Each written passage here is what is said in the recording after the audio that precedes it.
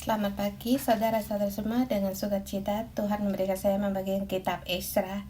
Sebab saya sangat suka akan kitab Ezra dan kitab Nehemia, sebab mereka punya sejarah dan dicatat di dalam perjanjian lama. Bagian sejarah perjanjian lama, waktu kitab Ezra dan Nehemia ditulis,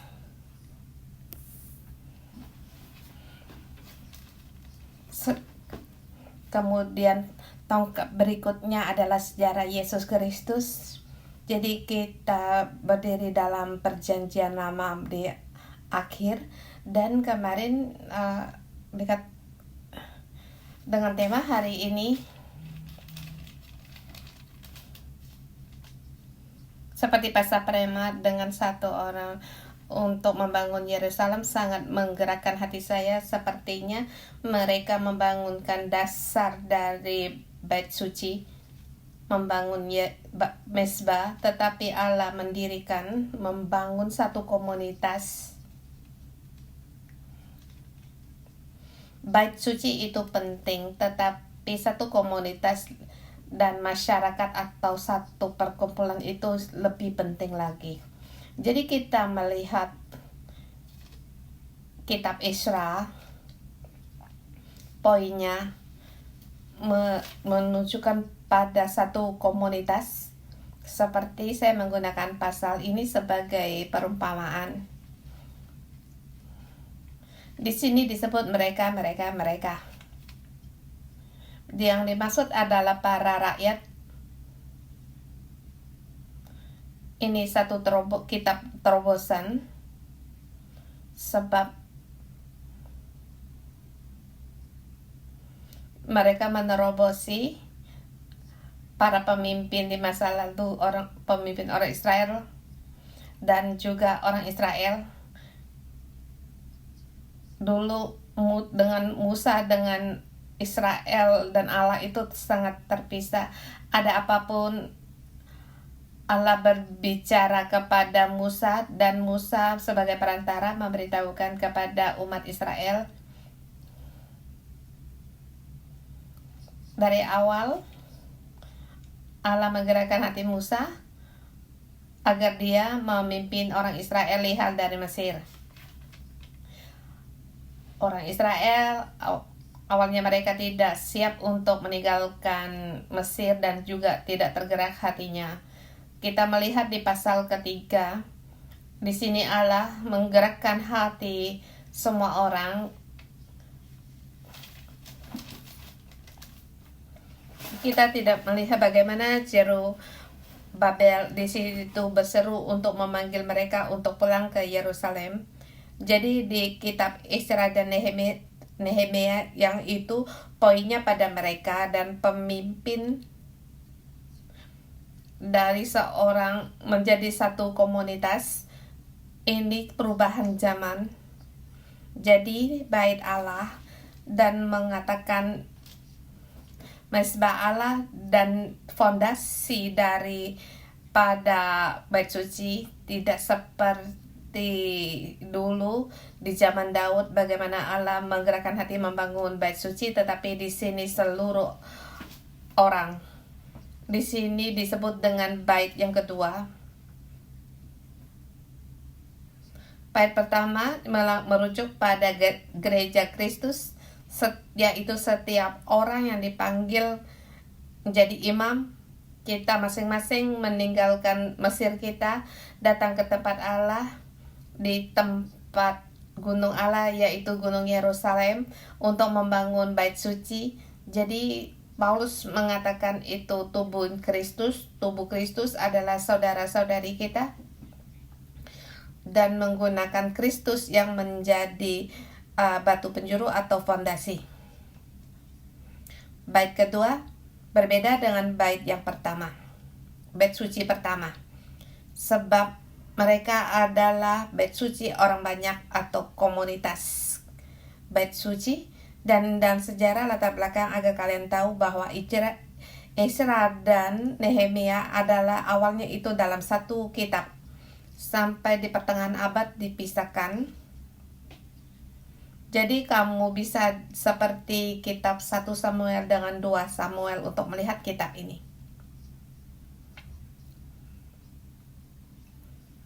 Kitab Ezra ada 3 pemimpin yang terspesial ayat 1 sampai dengan pasal 7. Ezra belum muncul atau dia belum menjadi seorang pemimpin. Saya melihat di sini ada daftar untuk kalian lihat yang kita sebut dengan 3 gelombang kembali dari pembuangan. Pertama yaitu Zerubabel, yang sekarang pemimpin yang kita baca sekitar 70 tahun baru sampai pada Ezra yang membawa gelombang kedua, mereka kembali dari pembuangan. Kemudian penerus adalah Nehemia. Jadi yang kita sebut dengan mereka imigrasi atau aliyah, waktu mereka kembali ke Yerusalem dibagi dalam 3 gelombang, 3 kali, dan tujuan berbeda tujuan. Zerubabel yaitu memulihkan bangunan bait suci. Ezra yaitu memulihkan kitab Taurat, yaitu seperti menulis kembali kitab 5 Musa agar orang Israel kembali mengikut kehidupan mereka mengikuti kitab Taurat. Kemudian Nehemia membangun tembok baru. Gambar yang kedua, yang berbeda dengan pertama kali mereka keluar dari Mesir. Mereka kembali pulang, mereka mendiri negara mereka sendiri di bawah pemerintahan dari Persia. Di daerah pada masa itu orang Yudea, sebab Yudea juga dalam bahasa ini adalah bahasa asing, artinya Yahudi. Sebab maka disebut dengan daerah Yudea dan disebut dengan orang Yahudi. Dan orang Israel masa itu tinggal di Babilonia. Tapi pada saat Persia memerintah, mereka membebaskan orang yang ditawan. Pada masa itu ada orang Asur, mereka juga bisa kembali ke negara Asur. Kan orang Yahudi kembali ke Yerusalem. Pada masa itu pemerintahan Persia dari Afghanistan sampai ke Turki.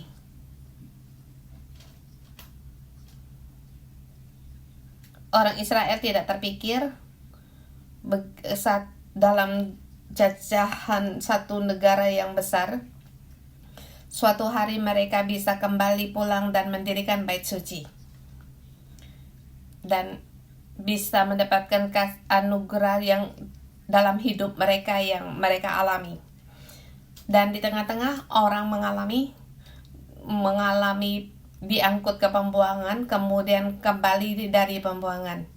Di masa muda dia diangkut ke pembuangan, dan masa tua mereka bisa kembali ke tempat di mana ia dilahirkan.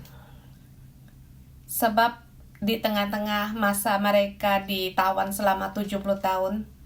Dan dengan tema di hari ini, yaitu dari ayat pertama, kita serentak berkumpul untuk membangun bait suci. Ini adalah semangat dalam pasal ini. Ayat pertama dikatakan, ketika tiba bulan yang ke-7, setelah orang Israel menetap kota-kotanya, maka serentaklah berkumpul seluruh rakyat di Yerusalem. Di sini dikatakan di bulan 7, hampir pada masa hari raya Sukot. Sebab di ayat keempat mereka mengatakan mereka mengadakan hari raya Pondok Daun. Ini adalah hari raya orang Yahudi, dan dalam 12 bulan hari yang banyak hari-hari rayanya ada hari penembusan dosa, penurupan serunai, dan orang-orang Israel tinggal di tempat yang berbeda-beda, tidak semua di Yerusalem, ada di sebelah selatan Yerusalem yang agak jauh dari kota Yerusalem, tetapi hati mereka digerakkan bukan hanya dari Babel kembali ke Yerusalem, ke Israel,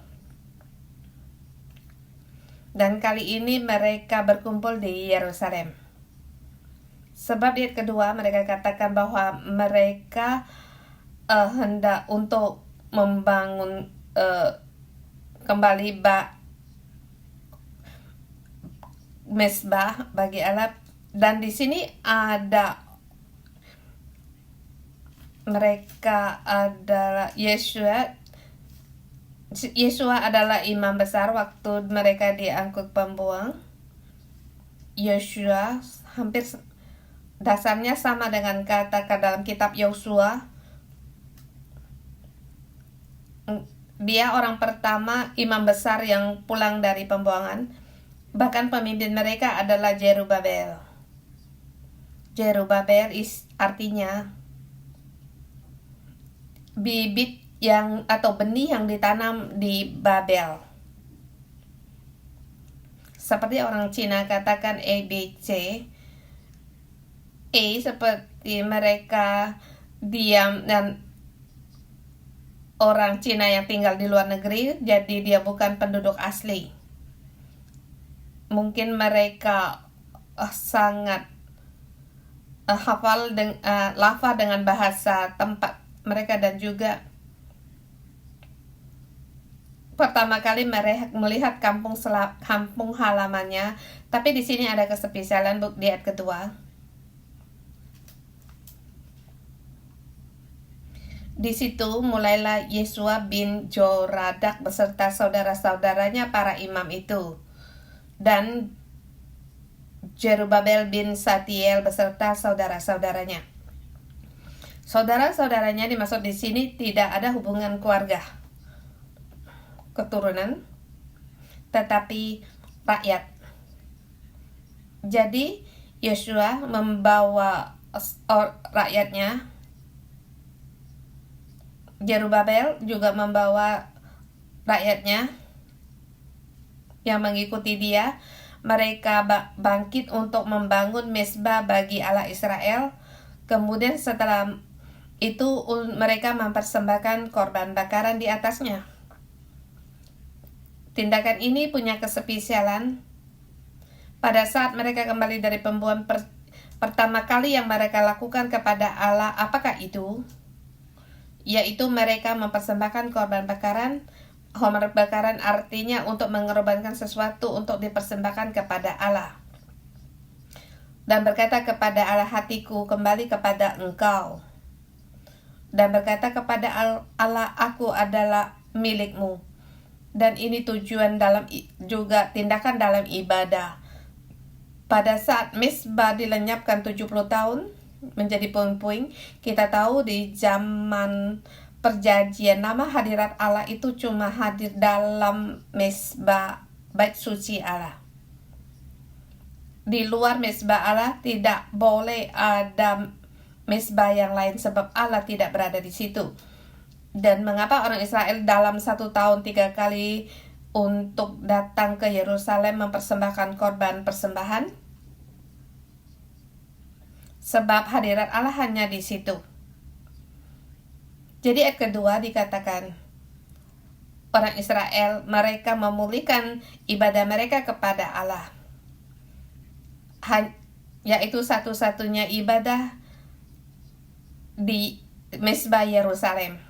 Mereka melakukan tindakan ini sangat penting, sebab mereka harus kembali untuk membangun hubungan dengan Allah.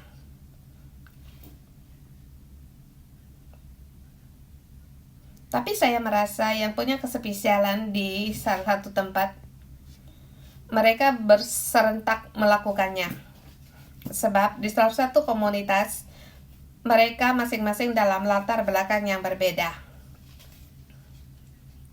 Ada orang-orang tua mereka lahir di Yerusalem dan bertumbuh di situ, mengalami diangkut ke pembuangan dan kembali dari pembuangan, mereka harus mengikuti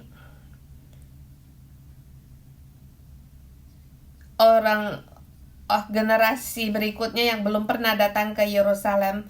Mereka memiliki perasaan yang berbeda, seperti saya memberikan umpama orang-orang yang diangkut pembuangan, dan mereka sangat berbeda-beda sifat.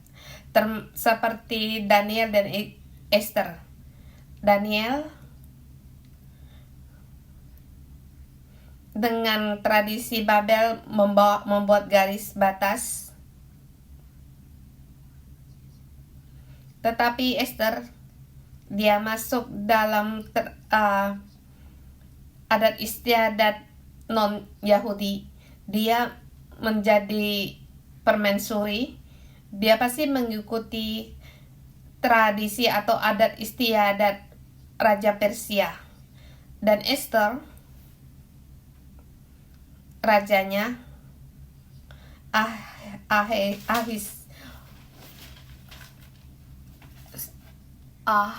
Ahasiweros, dia makan perjamuan, yaitu Raja Persia. Jadi orang-orang yang diangkut dan kembali dari pembuangan, ada mereka yang bisa langsung bisa masuk dalam tradisi, ada juga orang yang terpisah. Dan orang-orang yang digerakkan hati kembali ke Yerusalem ini, mereka harus melepaskan pikiran mereka sendiri dan bahkan menjadi seseorang di hadapan Allah, mempersembahkan korban persembahan dengan serentak. Di sini mengingatkan kita dan membantu kita untuk melihat sesungguhnya kembali dari pembuangan ada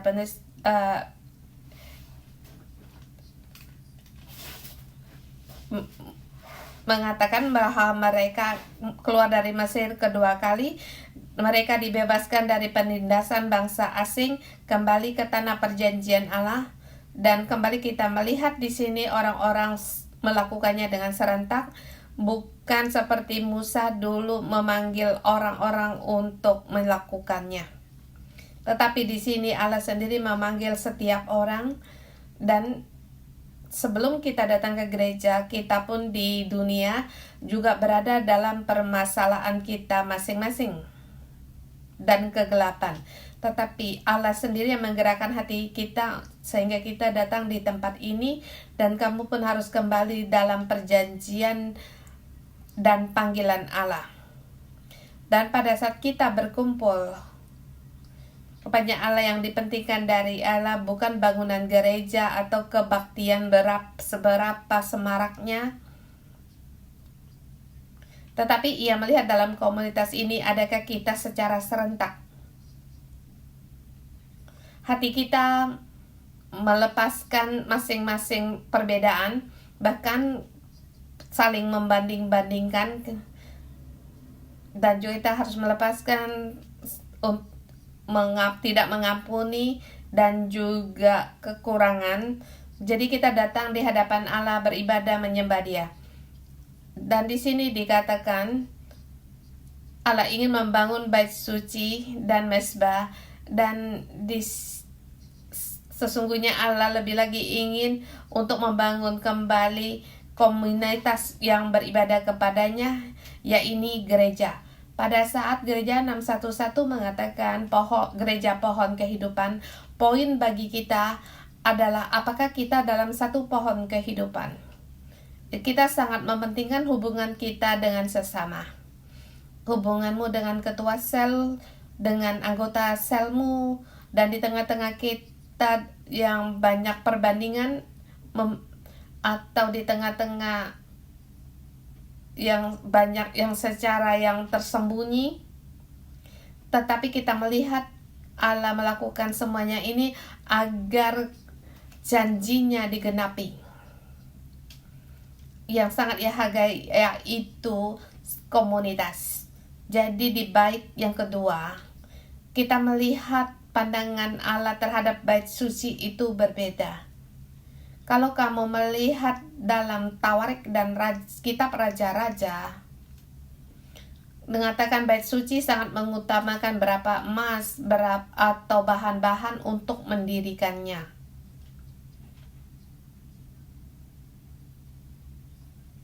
Tetapi bait suci dalam Ezra yang dipentingkan apakah itu? Apakah itu membangun satu komunitas dan secara bersama dibangun, dan juga pada satu komunitas menghadapi halangan orang, komunitas ini bagaimana menanggapi, dan tujuan di sini bukan lagi hal material atau kemuliaan. Seberapa kemuliaan, tetapi situasi dalam satu komunitas, kesehatan dalam satu komunitas yang sehat. Kemudian S1 dan 6:1 itu 6, yaitu persembahannya serentak. Bahkan di ke-6 dikatakan sejak hari pertama bulan yang ke-7 mereka mulai mempersembahkan korban bakaran kepada Tuhan, namun dasar bait suci Tuhan belum juga diletakkan.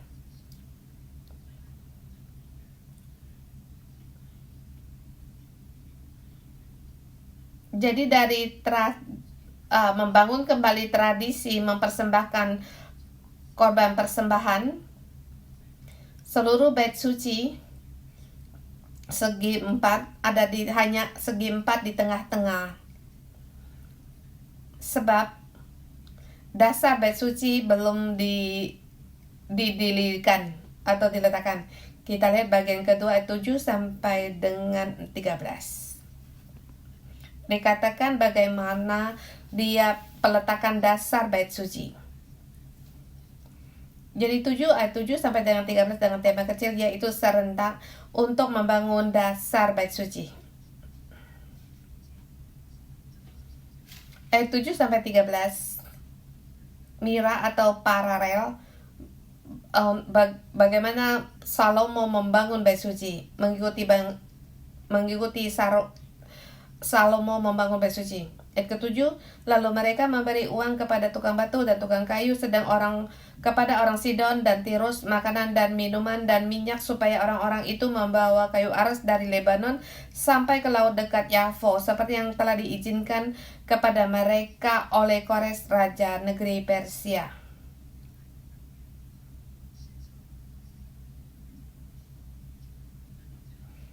Ayat 8 juga diulangi, yaitu kedua pemimpin ini, Zerubabel dengan Yesua. Dan juga dikatakan orang-orang Lewi dan imam, dan juga orang-orang yang tawanan yang kembali ke Yerusalem, yang pulang ke Yerusalem, mereka memulai pekerjaan itu. Dan ayat ini sangat penting, sebab dikatakan dasar bait suci, baik itu orang Lewi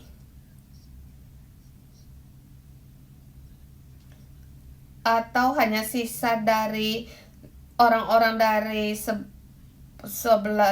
suku, mereka masing-masing membawa persembahan.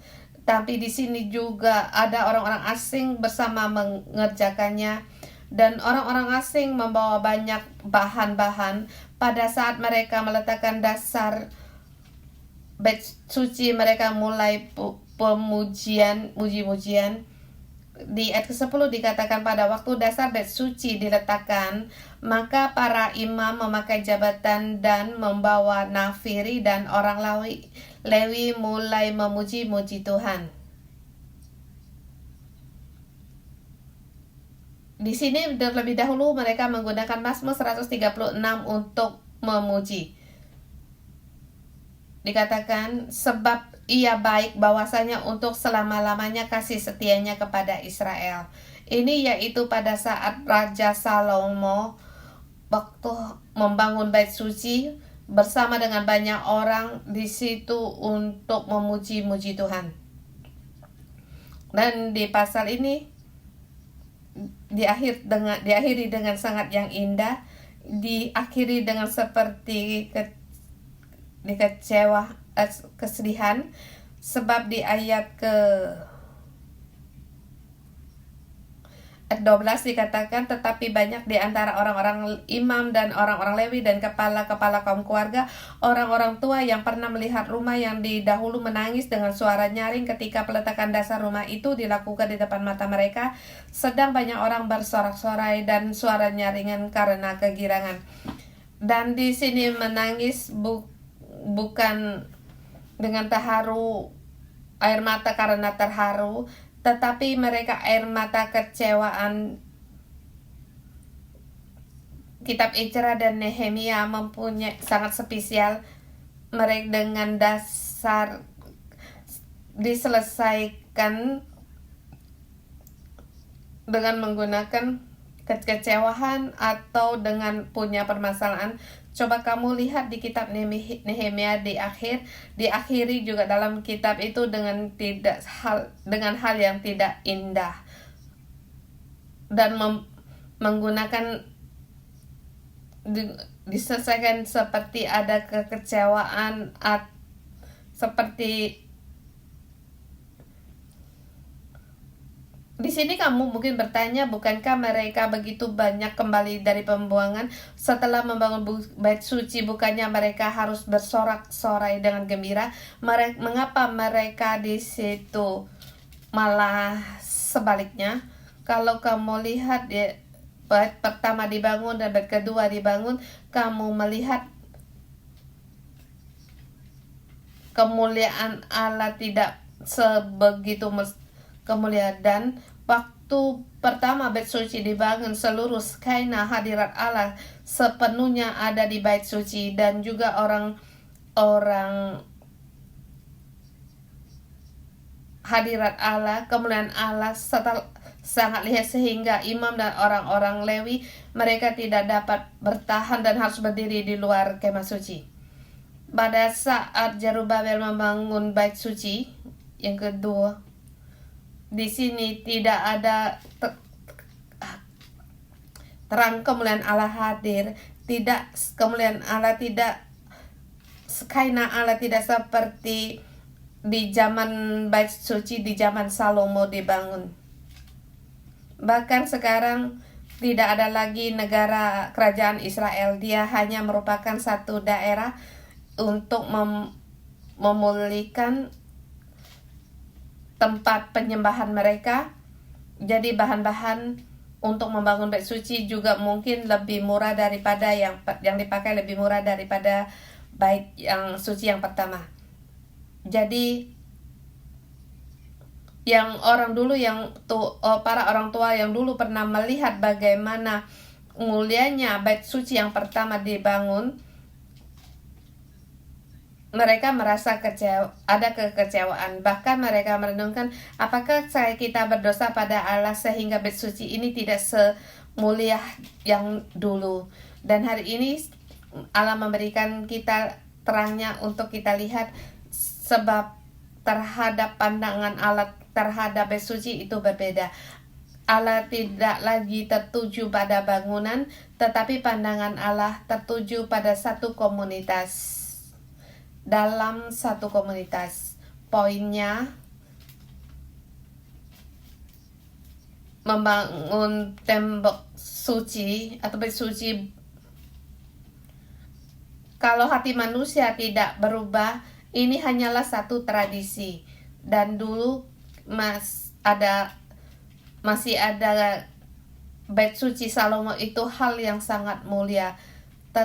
Tapi dulu komunitas yang beribadah kepada Allah juga beribadah kepada Allah yang lain. Dan komunitas ini hati mereka meninggalkan Allah. Walaupun ada bangunan ini, ada sistem dalam penyembahan, tetapi Allah tidak, hadiratnya tidak ada di situ. Dan Allah tidak berkenan. Tetapi yang Allah kehendaki semua dalam serentak dalam satu gereja yang dipersembahkan, yaitu hati mereka. Jadi Yesus Kristus berkata, akulah bait suci yang besar dan akulah batu penjuru dari bait suci. Jadi bangunan untuk bait suci sampai setelah Yesus Kristus setelah 70 tahun Masehi dirusak kembali. Bagi Allah bukan hal ya tindakan yang terbiasa. Yang Allah tuh perlukan apakah hati orang ada tertuju pada Allah. Dan di sini baik orang tua atau anak muda mengingatkan kita bahwa yang awal-awal para jemaat gereja 611, kita jangan hanya masih merindukan dulu bagaimana pekerjaan Allah di gereja 611, bagaimana dulu mujizat Allah, kesembuhan, sebab Allah terhadap gereja, terhadap bait sucinya selalu akan berubah. Dan hari ini Allah memanggil kita menjadi gereja pohon kehidupan. Dasar dari gereja 611 yaitu Yesus Kristus. Yang Allah katakan yang diinginkan pohon kehidupan yaitu dalam hubungan, yaitu inti dalam hubungan yang saling terbuka dan bukan yang seperti dulu jalan yang telah dilalui oleh gereja 611.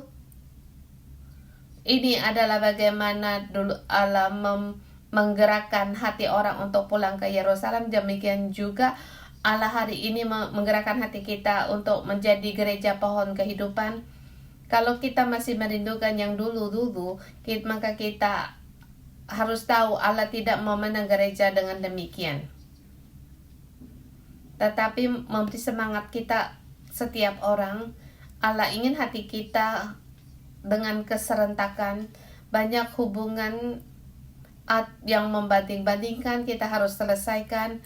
Hubungan dengan anggota sel, ketua sel tidak lancar harus kita selesaikan. Atau kamu tenaga sukarela atau para karyawan sepuluh hari, ada yang pelayan karena disakiti atau karena pengaturan dari pastoral tidak mengenakan hati, di dakwah pohon kehidupan harus kita selesaikan. Sebab ini akan menghalangi kita untuk menjadi satu pohon kehidupan. Jadi terang hari ini mengingatkan kita, gereja Allah